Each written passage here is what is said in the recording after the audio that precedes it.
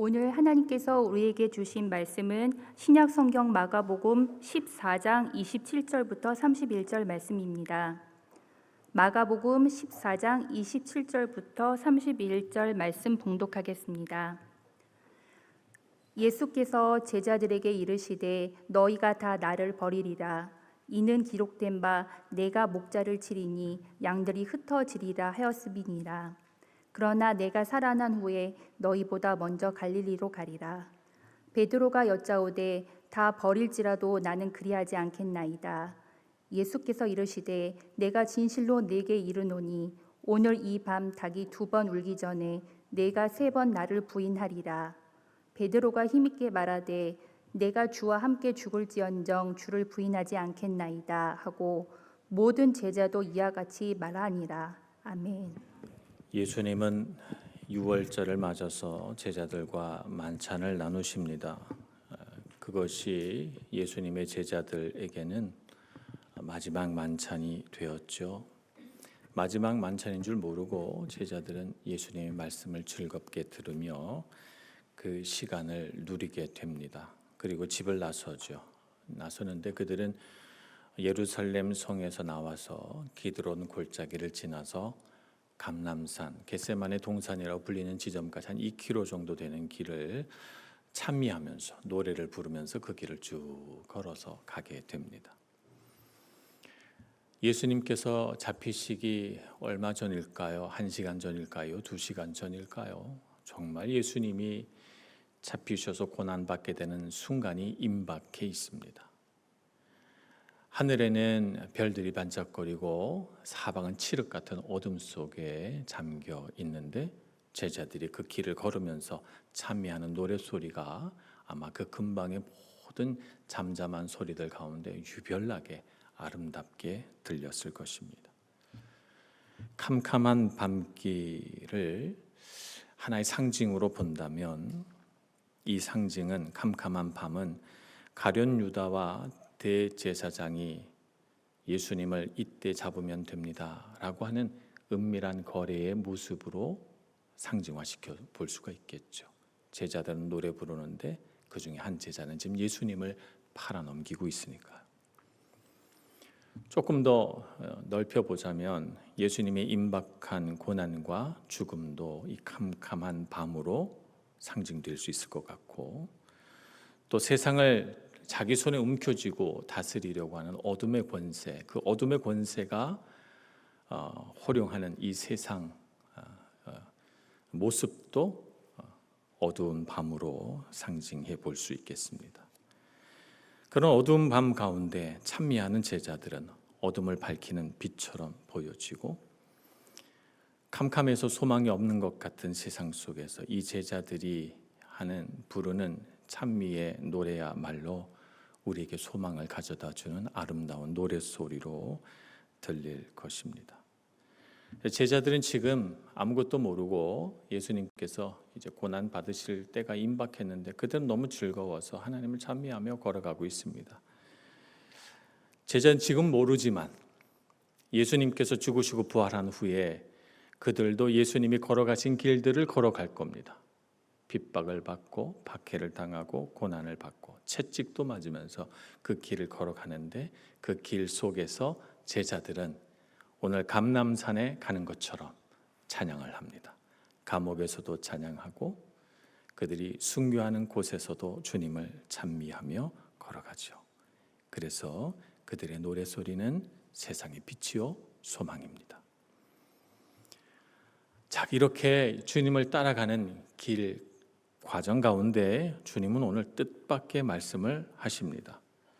너희가 다 나를 버리리라, 이렇게 충격적인 선언을 하시죠. 이 말씀을 통해서 오늘을 주님을 따라 세상에 빛된 제자의 길을 걸어가는 중에 우리가 마음에 담아야 할 것이 무엇인지 예수님의 말씀을 통해서 살펴보고자 합니다. 자, 너희가 다 나를 버리리라는 27절의 이 뜻밖의 말씀은 제자들을 굉장히 당황스럽게 했습니다. 예수님께서 이 말씀을 하신 이유가 뭘까요? 오늘 예수님의 말씀을 찬찬히 살펴보면 예수님은 너희가 다 나를 버릴 것이다. 너희들은 왜 이것밖에 안 되냐라고 하는 책망의 말씀으로 하신 것 아닌 것 같습니다. 왜냐하면 예수님 너무 담담하게 말씀하시거든요. 너희들이 다 나를 떠나고 나를 버릴 거야. 정말 섭섭하다. 예수님의 섭섭함이 묻어나 있지도 않습니다. 너희들이 다 이렇게 나를 버릴 수 있느냐? 꾸짖고 책망하고 신앙생활 바르게 해야지. 이런 말씀도 아닌 것 같아요. 그럼 도대체 예수님은 왜 너희가 다 나를 버리리라는 말씀을 하고 계시는 것입니까? 예수님은 이제 곧 임박한 고난 속에서 제자들이 전혀 상상하지 못할 어려움 속에 예수님이 가실 것이고 세상 권력 잡은 자들이 예수님의 육체를 마음대로 유린해서 몸에 피가 흐르고 십자가에서 생명을 잃게 되는 끔찍한 일이 벌어질 것을 아십니다. 그런데 예수님은 자신의 그 다가올 고난보다 그 일 때문에 제자들이 겪게 될 마음의 고통을 보신 거예요. 예수님이 붙잡히시는 걸 보고 다 뿔뿔이 도망가고 두려워 골방에 숨고 그러면서 제자들이 갖게 될 부끄러움. 예수님은 고난 받으시는데 난 이렇게 도망쳐 왔어 라고 하는 제자들 마음속에 죄책감을 보신 것이죠. 그러면서 그들 마음속 깊은 곳에 찾아드는 주님이 이제 죽으셨으니 아무 소망이 없구나 하고 자기 삶에 찾아온 좌절, 그 좌절감 속에서 제자들이 얼마나 고통스러울까를 보신 것이죠. 그래서 예수님이 오늘 말씀을 꺼내신 것입니다. 너희가 다 나를 버리리라. 그러나 낙심하지 말라는 말씀이에요.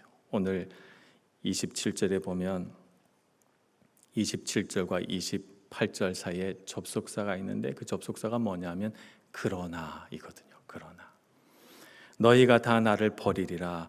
그러나 내가 살아난 후에 너희보다 먼저 갈릴리로 가리라. 주님께서 주시려고자 하는 말씀은 소망인 것입니다.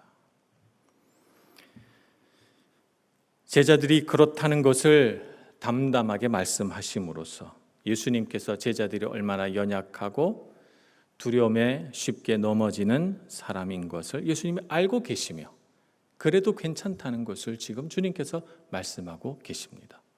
예수님께서 다시 회복시켜 주실 것이기 때문입니다. 베드로와 제자들은 예수님을 향한 진심입니다. 정말 진심으로 예수님을 버리지 않으려고 하는 마음을 갖고 있고 베드로가 고백하는 것처럼 주와 함께 죽을지언정 주를 부인하지 않겠다라고 하는 베드로의 고백은 그의 진심에서 우러나오는 말입니다. 그러나 사람에게 있어서 부족한 것은 무엇입니까? 내가 진심이 있어도 진심대로 살지 못한다는 거예요. 우리 삶 속의 딜레마는 그것입니다. 우리 안에 있는 연약함 때문에 상황에 따라 우리 마음속에서 솟아나는 두려움에 따라 우리는 내 진심과는 다르게 행동하거나 혹은 내 진심과는 정반대 행동을 함으로써 우리 스스로가 우리를 바라보며 왜 나는 이럴까? 라고 하는 자책과 부끄러움을 갖게 된다는 것입니다. 그런데 제자들은 예수님에 대해서만큼은 그러지 않을 거라고 자신하고 있습니다. 예수님은 알고 계신데 말이죠. 예수님은 다 버리리라고 말씀하는데 제자들은 절대 그런 일 없을 거라고 말합니다. 누구 말이 맞았습니까? 예수님 말씀이 맞았습니다. 예수님께서 그렇게 말씀하시는 이유는 자기 자신을 과신하지 말라는 거예요. 제자들의 연약함에 대해서 예수님께서 알고 계시고 그래도 괜찮으며 얼마든지 회복시켜 주실 것이라고 말씀하시면서 성숙한 제자로 가는 과정 가운데 어떤 과정이 있어야 하는가를 말씀하고 계십니다. 예수님을 내 진심과는 다르게 예수님을 부인하는 좌절을 경험한 후에 나는 그러지 않을 거야 라고 자신했던 그 나 자신의 교만이 꺾어진 후에 정말 나는 아무것도 아니구나. 나는 연약한 사람이구나. 예수님이 나를 붙들어 주셔야만 나는 바르게 설 수 있구나 라고 하는 것을 깨달은 바로 그 지점이 진짜 예수의 제자가 되는 지점이라는 것입니다. 그래서 내가 살아난 후에 내가 먼저 너희보다 먼저 갈릴리로 가리라 말씀하시면서 제자들을 향하여 새로운 부르심이 있을 것이라고 말씀하고 있는 것입니다. 성숙함이라고 하는 것은 어디서 오는 것일까요? 나는 이렇게 신앙생활 잘해. 나는 하루에 3번씩 기도하고 나는 11조를 바치고 나는 이렇게 신앙생활 오래 했어 라고 하는 나를 주장하고 나를 자랑하는 자신감에서 오는 것은 아닙니다. 성숙은 주님의 은혜 없이는 단 하루도 살 수 없다는 것을 알고 나 자신을 절대 과신하지 않고 연약함에 넘어질 수 있는 자신인 것을 알고 주님의 회복이 없이는 주님의 은혜 없이는 살 수 없구나 라고 하는 받아들임과 고백 속에서 사는 것이 진짜 성숙인 줄로 믿습니다. 그러므로 여러분 신앙생활 하다가 넘어지신 경험이 있습니까? 혹은 내 진심과는 다르게 어이없이 반대 행동을 해서 비난을 받아본 경험이 있으십니까? 그래도 괜찮습니다. 주님이 우리 가슴에 있는 한 주님은 우리를 회복시켜 주시고 더 성숙한 제자로 성장시켜 주실 줄 믿습니다. 오늘 베드로가 3번 부인한 이 이야기는 마태복음에도 있고 마가복음에도 있고 누가복음에도 있고 요한복음에도 있습니다. 이 복음서가 쓰여지던 주후 60년에서부터 90년까지의 이 시기는 베드로가 영적인 영향력을 가장 크게 발휘해서 어디로 가든지 예수님의 수제자로서 예루살렘 교회 수장 중에 한 명으로서 존경받고 환영받던 그런 시기입니다. 그런데 베드로가 가는 데마다 베드로는 3번 부인했대 라고 얘기를 하게 되는 것이죠. 여러분, 베드로가 어느 지역, 복음이 전파된 지역에 가서 설교를 하게 됐을 때 어땠을까요? 저 주님을 3번 부인한 사람입니다. 그런데도 주님은 저를 부르셔서 이렇게 복음을 전하게 하셨습니다. 이렇게 됨으로써 베드로는 작아지고 주님이 높아지시는 것입니다. 복음서에 이렇게 베드로가 실수한 이야기를 사복음서가 다 적고 있는 이유는 인간의 연약함을 받아들여서 자기를 자랑하지 않고 자기를 주장하지 않고 예수 그리스도를 높이는 삶을 살으라고, 그래서 인간의 연약함을 그냥 그대로 빛 가운데 다 드러내는 것입니다. 이것을 감추지 않고 숨기지 않고 부끄럽게 여기지 않고 빛 가운데 드러냄으로써 나는 작아지고 주님은 높아지고, 악한 영이 우리의 삶에 틈타고 들어와서 우리를 정죄하고 우리를 부끄럽게 하고 우리를 숨게 만드는 모든 영적인 공격으로부터 우리를 보호하기 위하여 빛 가운데 드러내놓는 것이죠. 여러분, 그러므로 우리도 베드로와 같은 삶을 살아야 됩니다. 숨기고 숨고 도망가는 신앙생활이 아니라 나의 연약함을 인정하고 받아들이고 내 삶 가운데 있는 좋은 것이 있다면 그것은 다 주님께로부터 온 것입니다. 주님을 자랑하고 높이는 삶을 사셔서 정말 성숙한 제자의 삶, 베드로를 닮아가는 제자의 삶을 살아가시는 여러분 모두가 되시길 축복합니다. 그래서 우리가 마지막으로 살펴볼 것은 복음의 주도권은 주님께 있다는 것입니다. 오늘 말씀을 보면 정말 중요한 분은 주님이십니다. 베드로의 연약함을 우리가 생각을 해봤지만 주님은 어떠셨을까요? 주님이 되어서 주님의 관점으로 보면 주님은 세상에 의지할 사람이 한 사람도 없습니다. 제자들은 다 뿔뿔이 흩어질 것이고 예수님의 삶에는 고난이 찾아오고 있습니다. 예수님 마음이 얼마나 어려우셨을까요? 그런데도 주님은 예수님에게 찾아올 고난을 생각하는 것이 아니라 그 고난 속에서 낙심할 제자들을 먼저 위로하시고 그들을 다독이시고 회복시켜 주실 준비를 하고 계십니다. 예수님은 어떻게 이러실 수 있을까요? 예수님은 하나님 아버지와의 관계가 매우 충실하신 분이셨기 때문에 이것이 가능했습니다. 하나님은 아들 예수 그리스도를 향하여 어떤 마음을 품고 계셨을까요? 예수님은 그 하나님의 마음을 마음에 가득 품었기 때문에 이 위기를, 이 어려움들을 이겨낼 수 있었을 텐데요. 하나님은 어떤 마음이실까요? 예수님을 향하여 이렇게 말씀하고 계셨을 것 같습니다. 사랑하는 아들아, 내가 너를 정말 사랑한다. 내가 마련해 놓은 구원 계획을 따라서 너가 스스로 이 고난의 길에 들어서서 내 말씀대로 순종해 주니 정말 기쁘구나. 나는 네가 걸어갈 고난의 길을 안다. 너를 축복한다. 내가 너와 함께 할 것이다. 너를 떠나지 않을 것이다. 이렇게 말씀하고 계셨겠죠. 그래서 예수님은 그 하나님 아버지의 사랑과 은혜 아래 벅찬 감격 속에서 하나님의 마음을 예수님 마음 안에 담고 그 안에 있는 하나님의 뜻을 충실하게 순종하며 고난의 길을 걸어가시는 것입니다. 그래서 오늘 제자들이 떠날 것이라는 말씀도 구약 성경을 인용하는 것입니다. 스가랴서 13장 7절 말씀을 인용해서 기록된 바 내가 목자를 치리니 양들이 흩어지리라 하는 말씀을 인용하시면서 이 모든 일들이 하나님의 말씀의 성취임을 우리에게 보여주십니다. 예수님이 겪게 될 고난, 배반, 고독은 다 하나님의 말씀에 순종한 결과입니다.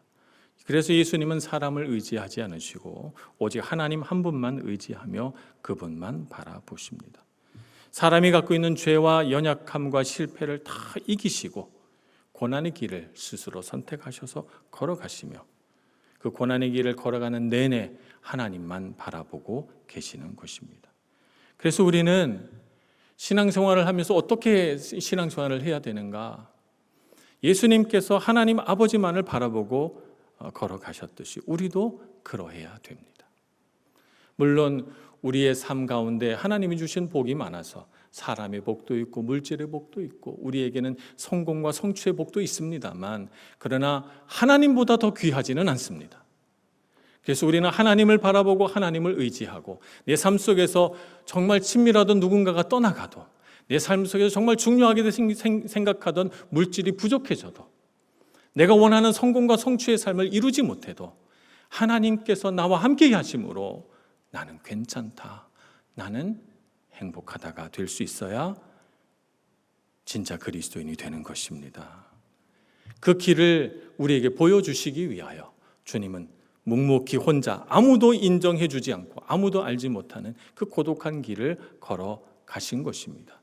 그래서 복음의 주도권은 주님께 있습니다.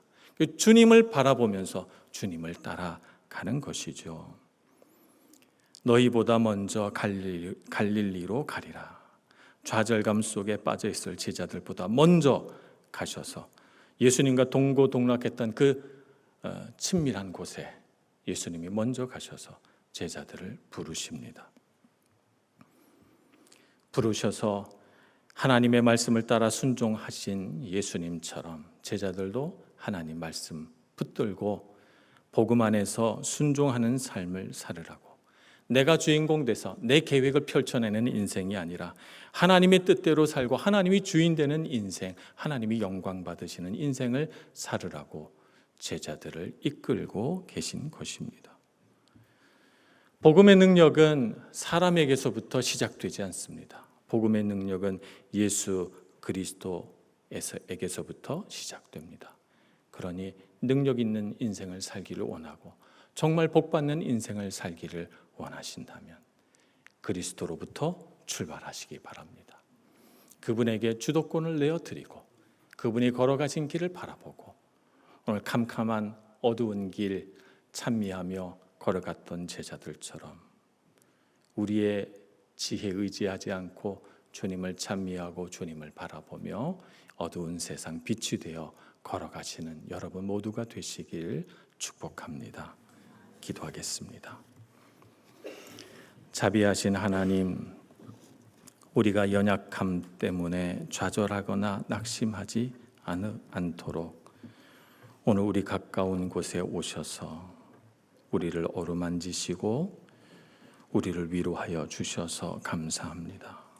악한 영은 끊임없이 우리 안에 죄책감을 심고 우리를 넘어뜨리려 하나 오직 우리의 시선은 주님께로 향하게 해주셔서 어떤 시험에도 넘어지지 않고 어떤 실패에도 굴하지 않고 오직 하나님 한 분만 바라보며 예수님 따라 걷는 저희들 모두가 다 되게 하여 주옵소서. 예수님의 이름으로 기도합니다. 아멘.